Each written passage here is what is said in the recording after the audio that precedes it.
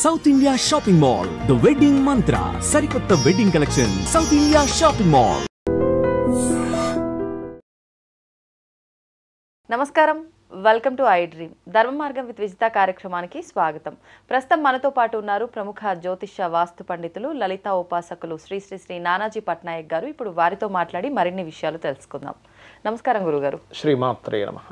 భక్తుల విషయానికి వస్తే భగవంతుడు భక్తుడు. మనం ఎంతో జ్ఞానం ఉండి అన్నీ తెలిసే వయసులో ఉన్నా కూడా మనకు ఇది చెయ్యాలి ఇది చెయ్యొద్దు భగవంతుడి విషయంలో అనేది ఒక క్లారిటీ ఉండదు. మనం ఇన్ని పూజలు చేస్తున్నప్పటికీ ఒక నిజమైన భక్తుడిగా మనం ఉండలేము. కానీ ప్రహ్లాదుడి విషయానికి వచ్చేసరికి పుట్టిన క్షణం నుంచే విష్ణు భక్తుడుగా ఉన్నాడు. ఆయన ఇంకా ఎంత అంటే ఆయనని ఎంత టార్చర్ చేసిండ్రో మనకు అవన్నీ తెలుసు, మనం విన్నాం అవన్నీ కథలు పురాణాల ద్వారా తీసుకుంటే. అంత హింసించినప్పటికి కూడా ఆయన ఆ భక్తిని వదిలిపెట్టలేదు. ఎందుకు అంత చిన్న వయసులోనే పుట్టినప్పటి నుంచి అంత భక్తుడిగా ఎలా తయారయ్యాడు ఆ వయసులో? దానికి చాలా ఇన్డెప్త్ ఇది ఒకటి ఉంది. ఎట్లా అంటే ప్రహ్లాదుడి యొక్క తండ్రి హిరణ్యకశిపుడు ఏం చేస్తాడంటే ఆయన తపస్సుకు వెళ్తాడు వరాలు పొందడానికి. వెళ్ళినప్పుడు ఇంద్రుడు అతని యొక్క రాజ్యాన్ని మొత్తం కైవసం చేసుకుంటాడు.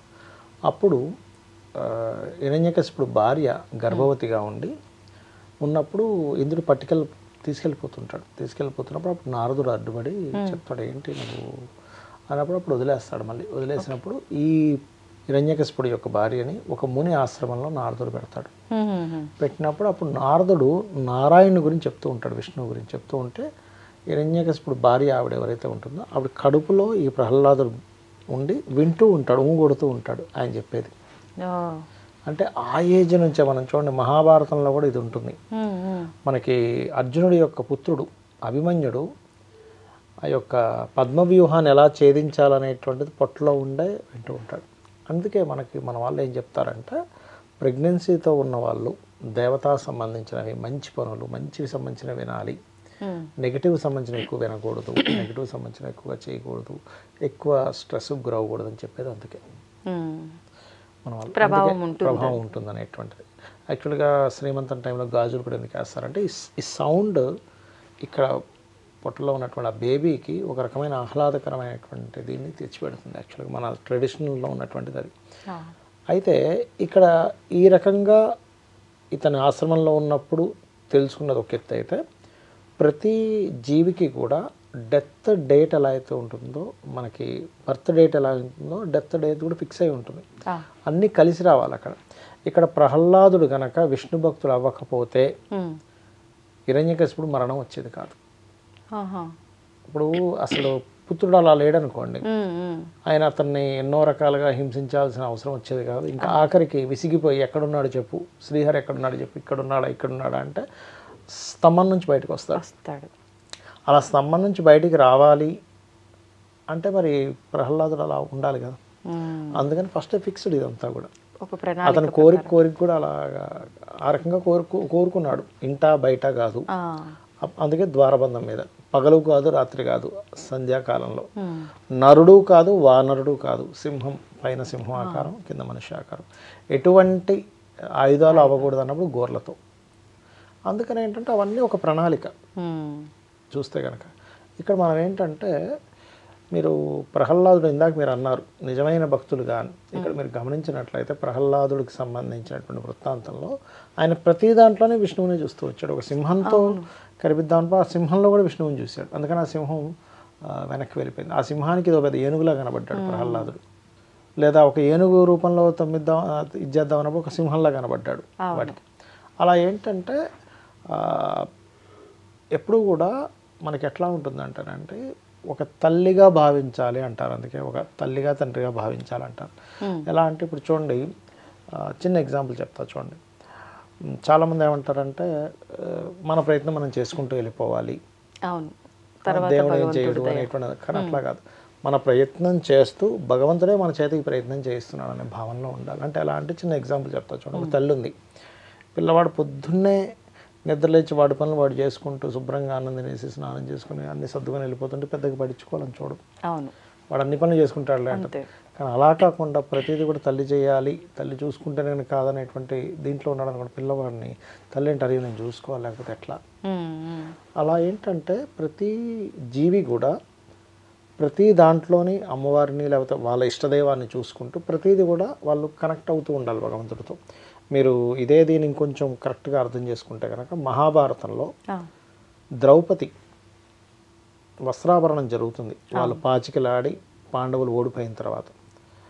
అక్కడ ఏమవుద్ది, వస్త్రాభరణం జరిగేటప్పుడు మొత్తం చీర మొత్తం లాగుతున్నప్పుడు చాలాసేపు రక్షించుకుందాం, తను కాపాడుకుందాం ప్రయత్నం చేస్తాం. ఎప్పుడైతే 2 చేతులు ఎత్తేసి కృష్ణుడిని ప్రార్థిస్తుందో అప్పుడు కృష్ణుడు వస్తాడు.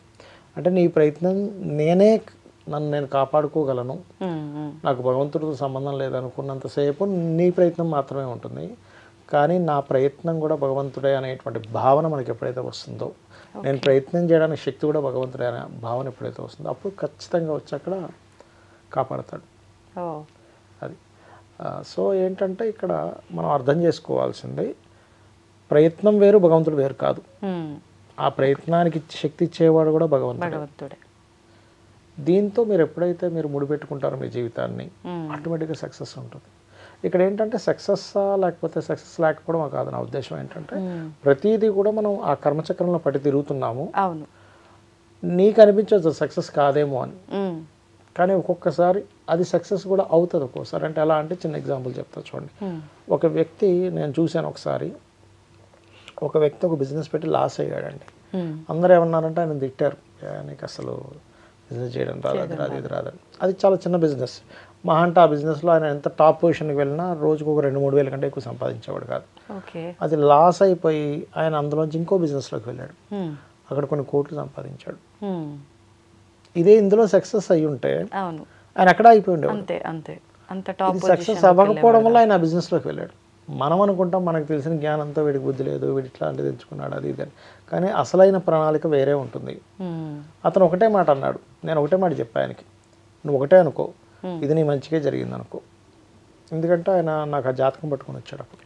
సార్ నేను ఒక బిజినెస్ పెట్టాను, లాస్ అయిన పరిస్థితి ఏంటంటే నీకు పెద్ద బిజినెస్ జాతకమే అనేది, ఇప్పుడు ఏదో టైం బాగాలేదు, ఫ్యూచర్ బాగుంటుంది, నువ్వు ఒకటే అనుకో, ఇది నీ మంచిగా జరిగింది అనుకో.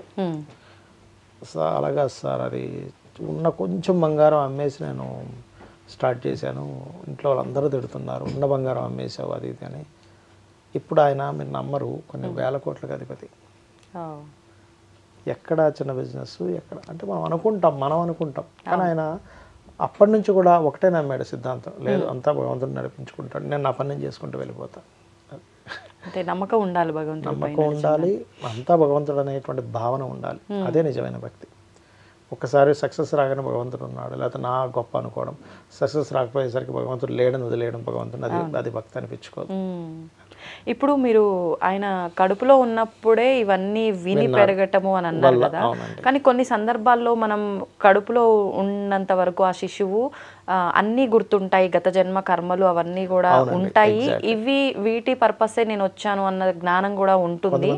కానీ భూమిపైకి వచ్చిన తర్వాత ఇవన్నీ మర్చిపోయి మళ్ళీ మానవ సంబంధాల మధ్య పడతారు, ఇవన్నీ మరి ఆయన విన్నవి అవన్నీ మర్చిపోవడం జరగలేదా? కారణ జన్ముడు కదా. ఓకే, ప్రహ్లాదుడు కారణ జన్ముడు, అందరికీ అది మన మానవ మాతృలకు అది సాధ్యం కాదు. మానవ మాతృల్లో కూడా కారణ జన్ముడు సాధ్యం. అది ఎవరు అనుకోవచ్చు అట్లా అంటే వాళ్ళు పర్టికులర్గా కొన్ని వాటి కోసం పుడతారండి. వాళ్ళు కొన్ని కాంబినేషన్స్ ఉంటాయి కారణ జన్మలకి. జూపిటర్ అండ్ సన్ చాలా స్ట్రాంగ్గా ఉంటారు వాళ్ళు. కొంతమంది జాతకాలు చూస్తే కూడా మీరు ఆల్రెడీ మీ యొక్క వంశంలోనే 3 తరాల క్రితం పుట్టారని కూడా చెప్పొచ్చు మనం. అదేంటంటే ఆ తరాన్ని ఉద్ధరించడం కోసం వస్తారు, వాళ్ళ వంశాన్ని ఉద్ధరించడం కోసం పుడతారు కొంతమంది. ఓకే, అంటే ఆయన ఒక ప్రణాళికతోటే పుట్టాడు కాబట్టి ఆయనకు అన్ని గుర్తున్నాయి, ఆ ప్రకారంగానే ఆయన జీవనం సాగింది. భక్తుడు అంత విష్ణు భక్తుడు అవ్వాలంటే కారణజన్ముడు కాకుండా ఎట్లా అవుతారు? నిజంగానే. అవునండి, ధన్యవాదాలండి. శ్రీమాత్రే నమః. తవ్వండి, తవ్వుతున్న శివలింగం సరే దాన్ని అట్లా కప్పేసేయండి, చూపించదండి. కృష్ణ ఇస్ దేర్, మూర్తి పూజ కాదు, సాక్షాత్ బ్రజేంద్ర నందన భగవాన్ ఉన్నారు మూర్తిలో.